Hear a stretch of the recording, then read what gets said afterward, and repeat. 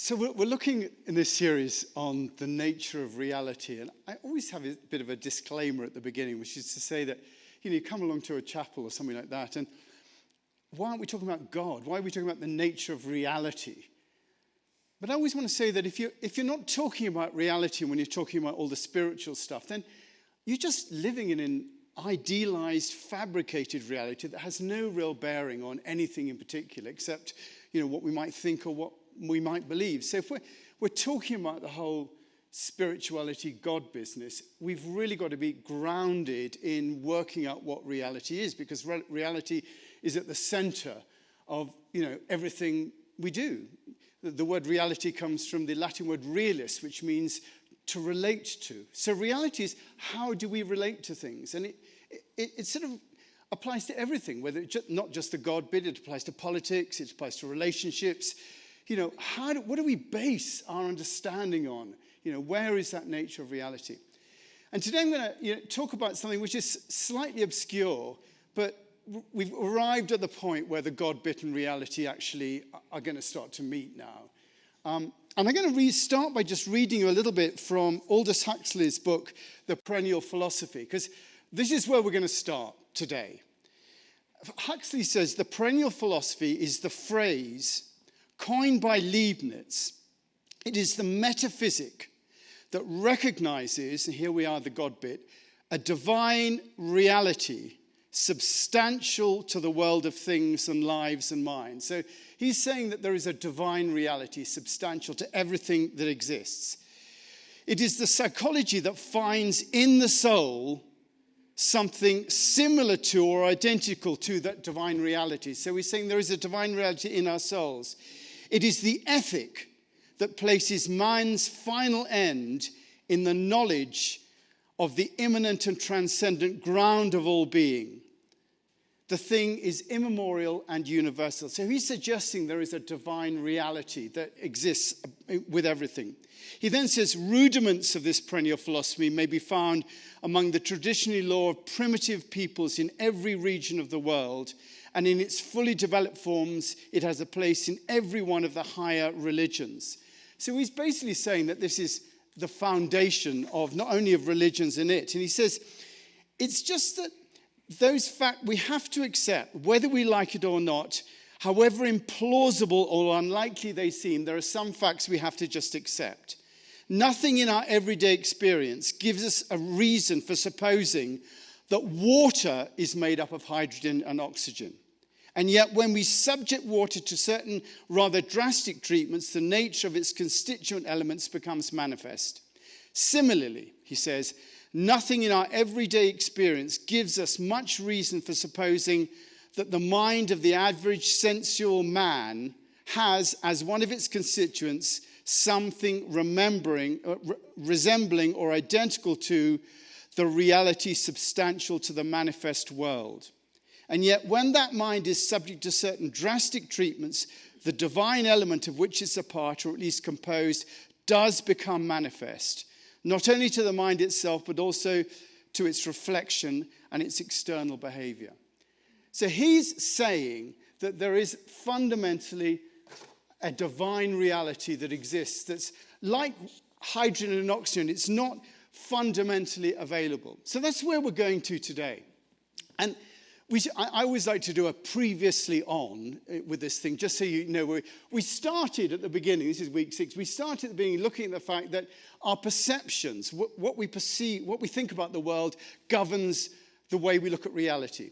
If you lived in the 13th century, everyone believed that Jesus and God and the Father were up in heaven, long beards, things like that, and if you didn't believe that, you were either killed, executed, or tortured. So everybody believed it. It was a given, and the earth was flat. All these things were not up for grabs. But as, we get older in humanity, and as we get older in our own lives, we realize that things are different. So our circumstances, where we are, depend upon our nature of reality. So we then looked at the fact in the second week, the fact that the thing that analyzes what reality is our minds. And our minds are a bit like a virtual reality machine. It takes stuff and does stuff in our minds, and the mind says, oi, this is the way it is. And you don't disagree with it. I mean, you do for a bit, but then if you start disagreeing with your mind permanently, you're in trouble. So we tend to agree with our minds, but it is the filter of all things out there. And we have to realize that we're not just our minds. We are our minds, but we also are our bodies.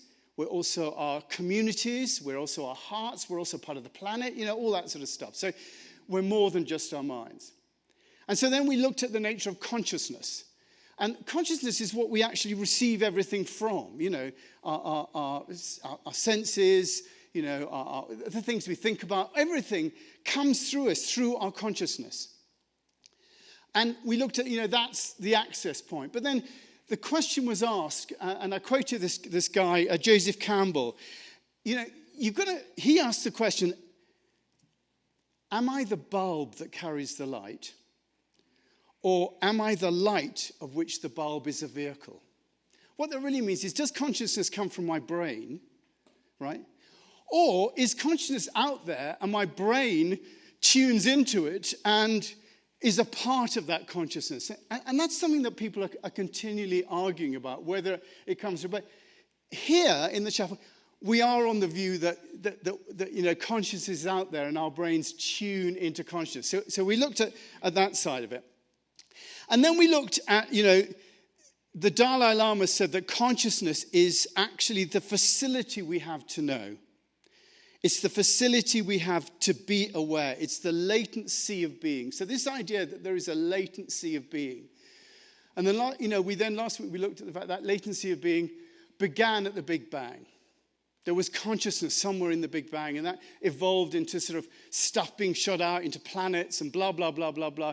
And then it arrived, Earth consciousness, that arrived, and then single-cell organisms, and then life came, and consciousness arrived within that. And we are the flower of consciousness. We are the universe looking out. I am part, I've got those carbon atoms in me that were probably there at the Big Bang. And I'm looking out from that place.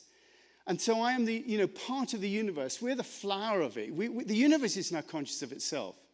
So we arrived at that point of understanding. And then last week, Eric, who was here today, came up with the definition of consciousness. He said it was the divine operating system necessary for life. And that operating system produced the universe, earth, and life. We're the flower of that. And then last week, we got onto quantum physics. Quantum physics, yes. We got into quantum physics. And I said, quantum physics, Ilya Delio said, quantum physics in particular brought holism, the idea that we are all of one whole, into a new light by identifying the observer as part of the system, pointing to a fundamental role of consciousness in material reality. So the idea is that we're all part of one. That we are all part of that consciousness, I am looking out from that consciousness and you are looking at me from that same consciousness. That interconnectivity is manifested, in global consciousness. Now, if something happens in China, we'll know about in 5 minutes. There is a greater consciousness. Actually, it was terrible. I was rabbiting on about quantum physics last week, pretending that I knew about it. And this bloke came up to me afterwards and said, I'm an astrophysicist. I thought, oh God. I thought, hell, the one time I'm going to talk about there's an astrophysicist. I haven't got his name. He emailed me afterwards. His name's Don Lamb, and he's the emeritus professor at the University of Chicago for, astrophysicists. And he said, look, don't worry, you're on the right track. He said, you're okay with this. And then he said, but you want to tell them about quantum entanglement. And he said that quantum entanglement is he describes as the counterintuitive phenomenon that explains how two subatomic particles can be intimately linked to each other, even if separated by billions of light years of space. That's the idea. There's an atomic particle here, an atomic particle billions of years, and they can be connected despite the separation. A change in this particle here, science will tell us, makes a change in the particle out there. There is a connectivity. He said, the way he described it, two particles can show non-local relationships, which means that they can be separated by vast distances, but react as if they were connected to each other. So that's where we got to. And I'd like to suggest that the next stage of evolution of consciousness is the gradual realization of the unity of all experience, based around the realization of the cosmic mind, that there's a cosmic mind and we are all a part of that cosmic mind. Therefore, there's a unity. Einstein said, a human being is a part of a whole called by us the universe. A human being is a part of a whole called by us the universe, a part limited in time and space. He experiences himself, his thoughts and his feelings, however, as something separate from the rest, a kind of optical delusion of his consciousness. This delusion is a kind of prison for us. This is explaining why we feel separate. It's a prison for us, restricting us to our personal desires and to affection for a few persons nearest to us. Our task must be to free ourselves from this prison by widening our circle of compassion to embrace all living creatures and the whole of nature and its beauty. So he's saying that does exist. And then the Dalai Lama goes on. It's quite useful just to connect these things because their arguments come. The Dalai Lama suggests that experience of consciousness, that universal mind that connects us, is experienceable. That's where we're going today. That it is experienceable. He says, if you're able to put a stop to the turbulence of the mind, the conceptual thought process and thought patterns, chasing after sensory experiences, you can begin to perceive at a deeper level. You must maintain an alertness to stop these fluctuations, and then it's possible to glimpse the nature of the mind. And then the nature of the mind, its clarity and cognizance will become available. By the nature of the mind, he means the nature, not of our rational minds, but the nature of the universal mind. That it's possible to get a glimpse of that deep universal mind. And, here I am in a chapel, I'm supposed to be a Christian priest, and, you can find the description of this in the Bible.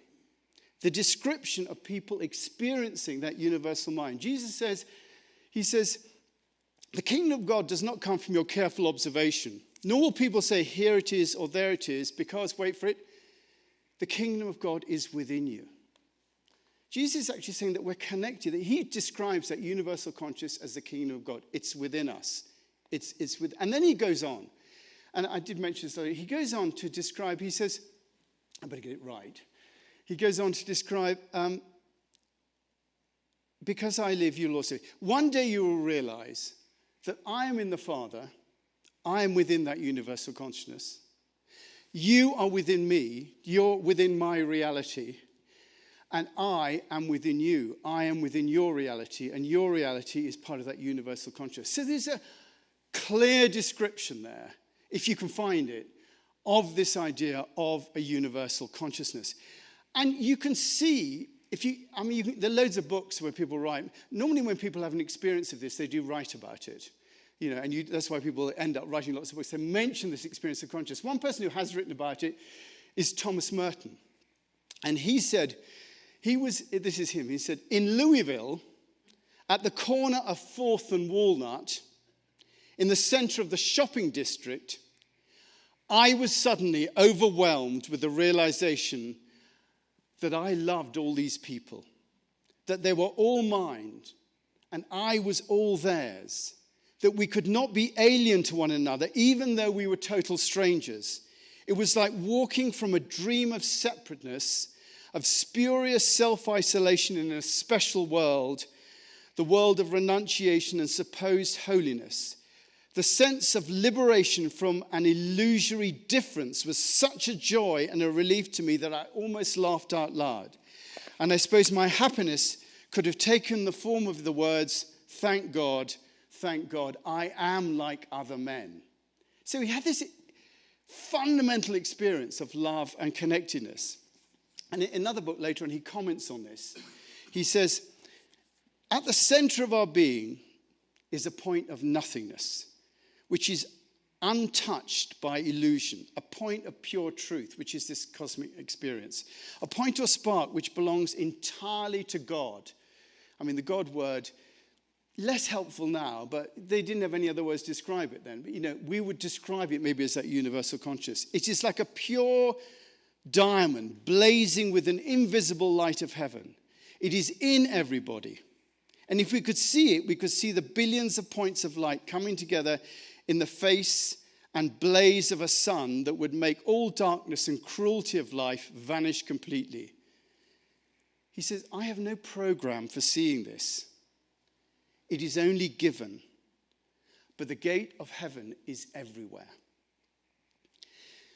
Now, there's a lot of argument as to whether or not we should even be talking about these peak experiences, what people call the web of transcendence. In fact, Cyprian Consiglio, who's the prior of the Big Sur Monastery, he came here a few months ago, and we had a conversation about that. I was going to bring up this idea. I was going to have a conversation about peak experiences, and I sort of turned to him in the thing. I said, "What do you think about the Cyprian?" He said, "Don't." He said, because the problem is that people think they ought to have these experiences.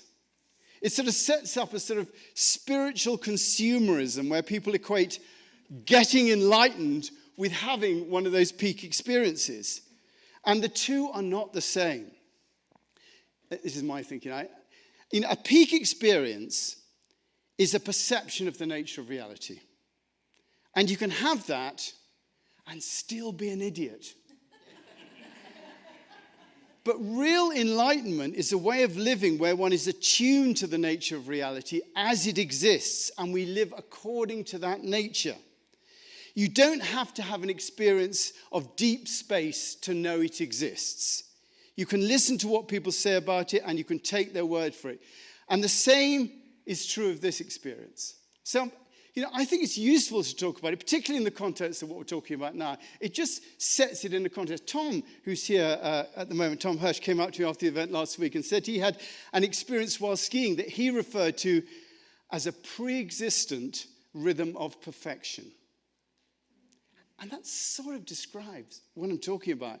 And it seems people experience this in a number of ways, through a number of senses.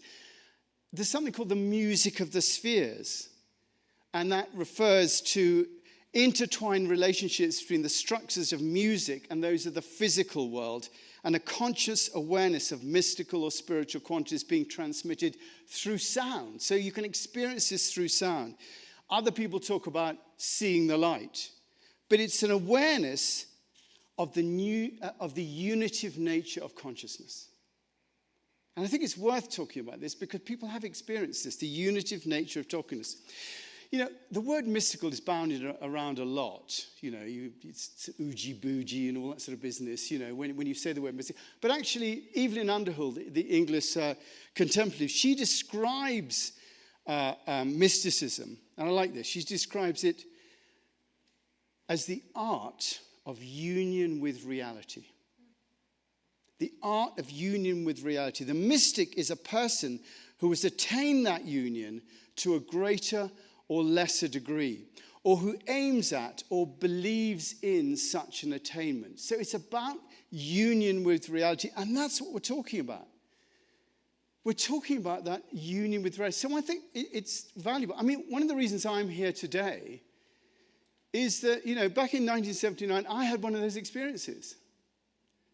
I had an experience where, first of all, I was looking out and, everything was like it is now. Everything was separate.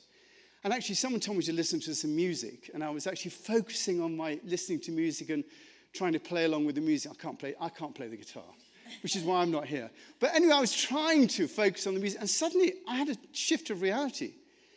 And suddenly, rather than everybody just looking out, being out there, like, me being here, suddenly, it was as if there was this great sort of sense of light coming all the way through me, and I was part of something greater than myself.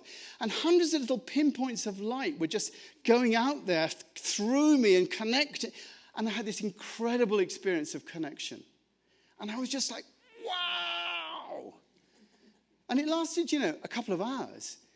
And I came out of that and I thought, well, I won't say the word I thought, but I thought, gosh. Gosh, I thought, here's the world going around and everybody reading the news, saying this is going on here. And the whole idea of separateness. But my experience was that there wasn't a separateness. That there was a fundamental connection that was happening.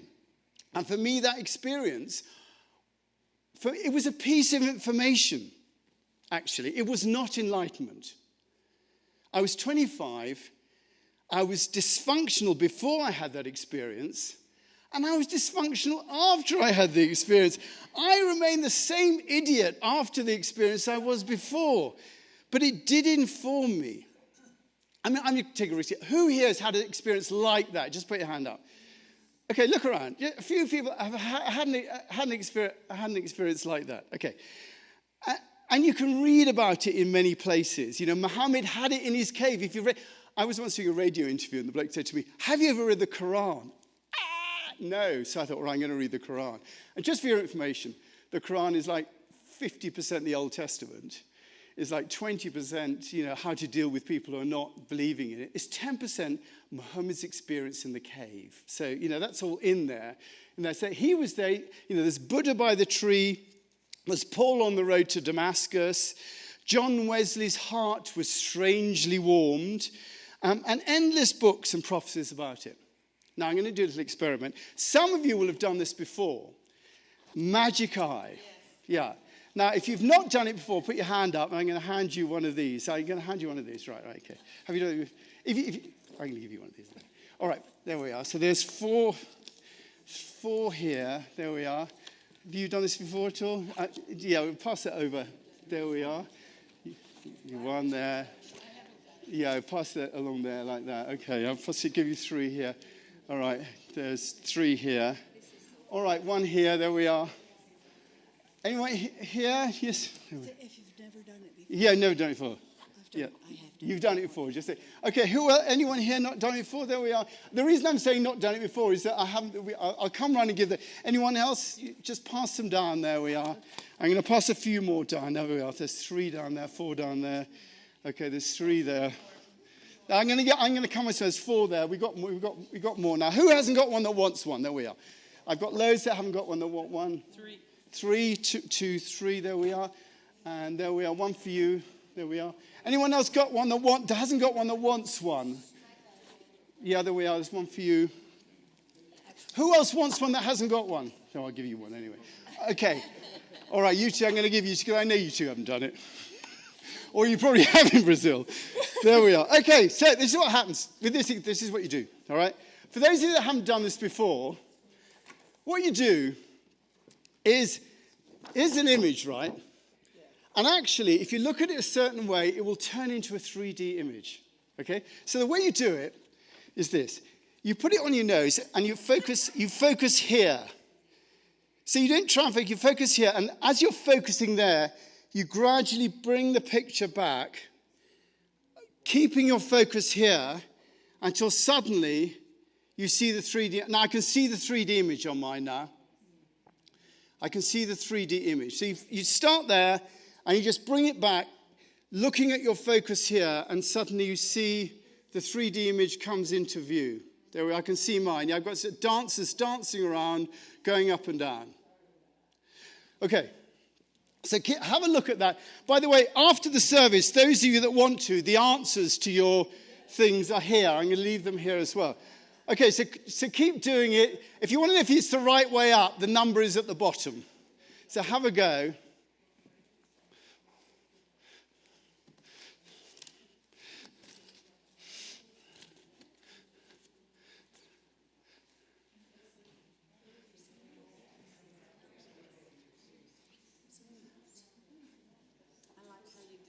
Okay.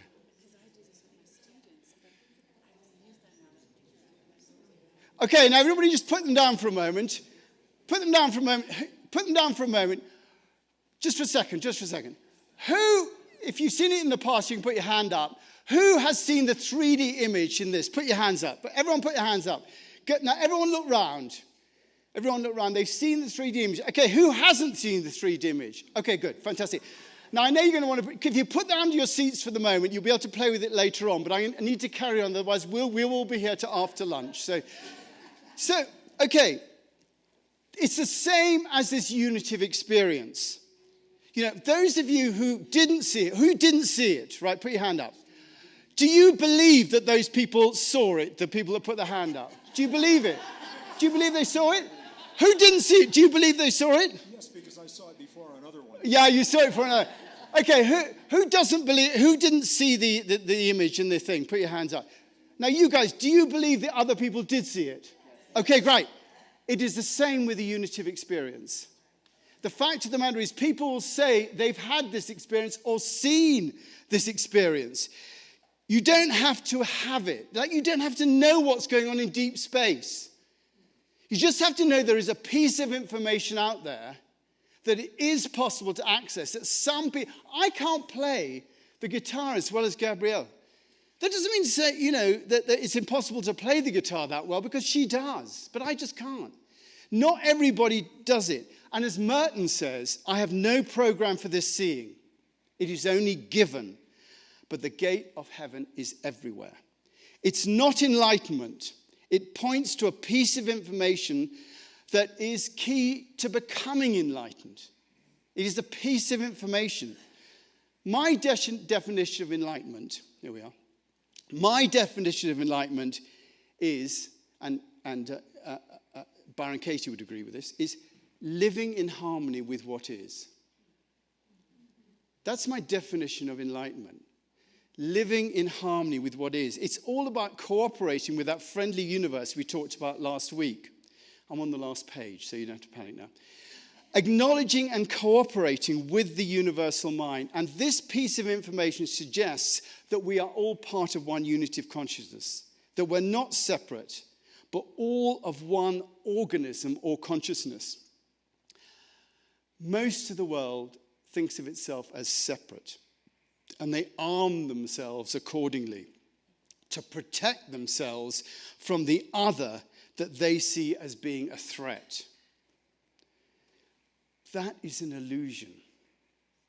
All of us are intimately connected by one universal consciousness. And when you realize that, suddenly all what's called the difficult teachings of the masters are understood and become easy. For example, you know, how do you love your enemies? I mean, you could see ministers tying themselves in knots trying to understand how can you love your enemies and still arm yourself and go off and fight everywhere. I mean, you know, it's so difficult, particularly when they believe in arming themselves and going off.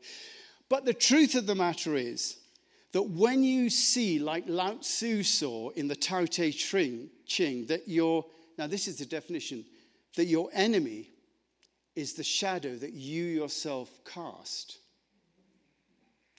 then it becomes totally different. You know, the question you want to ask your enemy, if your enemy is the shadow that you yourself cast, the question you want to ask them is, how can I help? How can I help? And you can see that, you know, that is the same, that we share the same reality. We're all part of a whole, and our enemies are actually a part of us. That's why it's love your neighbor as yourself. That's why that's there. Or do unto others as you would have done to them. All the great hard spiritual teachings point to that same reality. And the evolution of consciousness is gradually moving towards this understanding. To be enlightened is to look at our lives through the lens of this understanding and to live our lives accordingly. That is how to live our lives more skillfully. That's our purpose here at the chapel. What's your purpose? Our purpose is to work together to work out how to live our lives more skillfully. That's literally it. And actually, this is a key piece of information about that. And I found this quote today, it's a different one, from the Radiant Sutras. I read this little book at the moment every day. And I just thought this is one that came up for me today. And I just thought it was so appropriate. It's a sort of book of, you know, of sayings that was written 800 years ago. You who have been seeking, whatever path you're on, a moment will come when divine pulsation grabs you. and carries you into its dance in the midst of ecstatic motion. We'll be doing the ecstatic motion later on, so I'm hoping you're going to be accompanying. Your body dissolves into light, leaving only the softly glowing benediction of the bones. You become the face of fury, yet serene within. Eyes fly open in amazement, seeing the unseen vastness, or you become a tongue tasting upwards into the nectar of eternity. The soul reveals itself to itself through movement, energy-infused undulation and gestures of hand, foot, spine, face, and form. The invisible loves the visible. That's a lovely description of moving into that. Thank you, Heather.